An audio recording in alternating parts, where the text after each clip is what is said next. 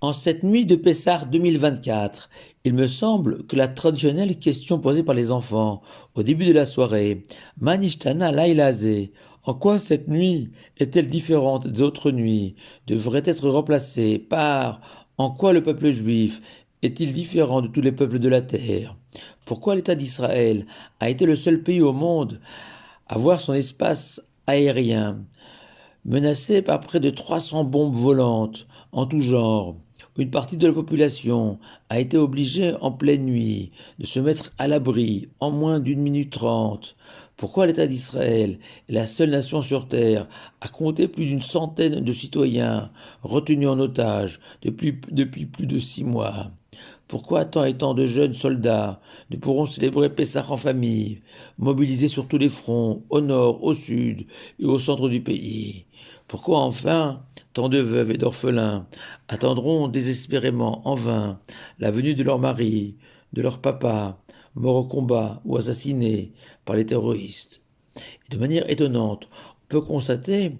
que devant le martyre des enfants d'Israël en Égypte, suivi de leur libération miraculeuse et de leur engagement à vivre désormais en tant que serviteurs de Dieu, la Haggadah présente la réaction de 4 enfants, 4 catégories du peuple juif.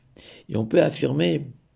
que face aux événements tragiques du 7 octobre dernier,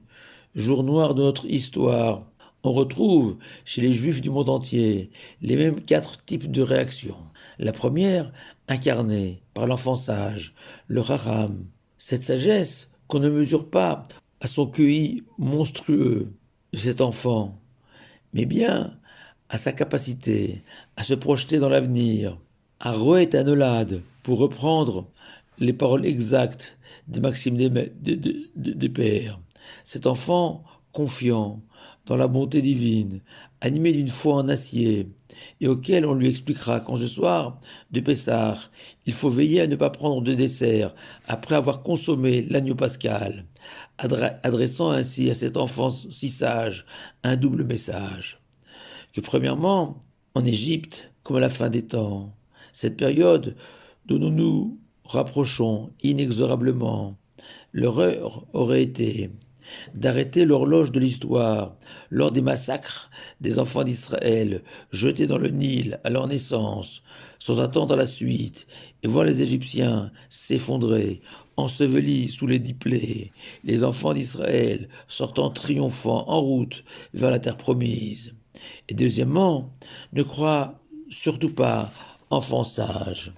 que la Torah rend la vie plus belle. Non, cher enfant, sache que la Torah, c'est la vie,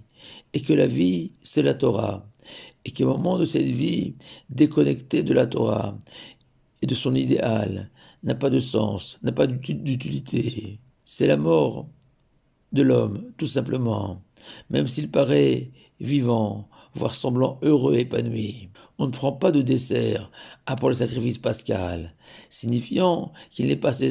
nécessaire de chercher une sucrerie, une douceur ailleurs que dans cet agneau symbolisant la Torah. Mais en se projetant sur la fin de la soirée et les dernières règles en vigueur lors de cette nuit de la délivrance, on veut aussi indiquer le premier message que j'ai développé, celui d'avoir cette confiance en l'avenir, quel que soit le présent. Mais en Égypte, comme face au 7 octobre, il y a aussi cet enfant, incapable de formuler la moindre question, tétanisé par les Égyptiens et leur toute-puissance, et qui regarde bouche bée ces martyrs, pétrifiés, paralysés, et préférant renoncer à s'identifier avec ces enfants d'Israël martyrisés par un pharaon si redoutable, comme ces juifs qui, au lendemain du 7 octobre, ont préféré glisser dans la clandestinité, renonçant à fréquenter tout lieu juif, retirant ou cachant leurs mezuzot, de peur d'être reconnus comme juifs. L'ennemi est trop dangereux, trop puissant. Des maranes de 2024, vivant leur judaïsme dans le secret. Alors la Haggadah nous invite à s'adresser à eux comme une maman, prenant son enfant terrorisé dans ses bras pour le rassurer, le calmer. Hâte petarlo, toi maman de ces enfants, ouvre leur cœur, raffermis le réinsuffle en lui le courage indispensable pour affronter l'avenir sans peur et sans crainte. Mais toujours en Égypte, comme face au 7 octobre, il y avait ces Rechaïm, ces mécréants, cherchant des coupables, des malheurs des enfants d'Israël, pointant la responsabilité de la tribu de Lévi, refusant obstinément de céder aux sirènes égyptiennes et de partager le labeur de leurs frères, attribuant aussi à Moshe et à son intervention désastreuse auprès du Pharaon l'aggravation de l'esclavage, cherchant encore et toujours des solutions militaires, logiques et rationnelles à la situation des enfants d'Israël en Égypte, là où la clé de l'énigme de l'histoire des enfants d'Israël est dissimulée dans la promesse divine donnée par Dieu à Abraham, que ses enfants seraient esclaves dans un pays étranger, et que par le mérite de leur foi en Dieu, ils seront libérés, et qu'il n'existe pas d'autre manière de lire et comprendre le sens des événements passés et présents, et qu'on finira par dire à cet enfant, le rachat, le mécréant, qu'avec ces raisonnements superficiels, se contentant de traiter les effets sans soigner la cause, il ne serait jamais sorti d'Égypte, car comme aujourd'hui, ceux qui s'acharnent à croire à une solution rationnelle et logique au problème d'Israël, écoutant à longueur de journée ces pseudo-spécialistes en tout genre, inondant les médias de leurs savantes analyses, alors que l'histoire des enfants d'Israël en Égypte nous révèle que seul le surnaturel, l'extraordinaire, l'imprévisible, nous amèneront la délivrance comme en Égypte, où Dieu s'est révélé dans toute sa majesté, son bras étendu. Et terminons avec ce quatrième enfant, le Tam, le simplet,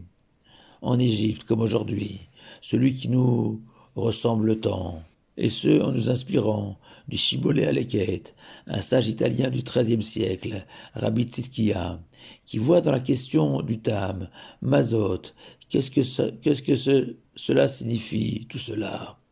C'est en fait, fait remarquer le Shibbolé Aleket, la moitié de la question de l'enfant sage, la marque de l'indécision, de notre incapacité à aller au bout de nous-mêmes, d'un manque de cohérence, voire même une forme de stupidité, selon le Talmud de Jérusalem, surnommant le Tam, le Tipesh, le sot. Ce sont ces hommes qui, comme vous et moi, aussi entre la confiance en Dieu et la confiance dans les hommes, qui un jour se gargarisent de la toute-puissance de la technologie militaire israélienne et qui le lendemain ne jurent plus que par Dieu, naviguant au gré des événements, manquant d'une véritable colonne vertébrale, à la fois dans nos pensées et dans notre mode de vie. Et c'est à ce quatrième enfant que l'Agada nous ordonne de le renforcer, de le stabiliser. Donne-lui ce Chazekiad, tends-lui une main solide, montre-lui qu'il n'y a rien de pire dans la vie que l'indécision, qui aboutit à ne rien décider, de ne rien entreprendre, rien tenter.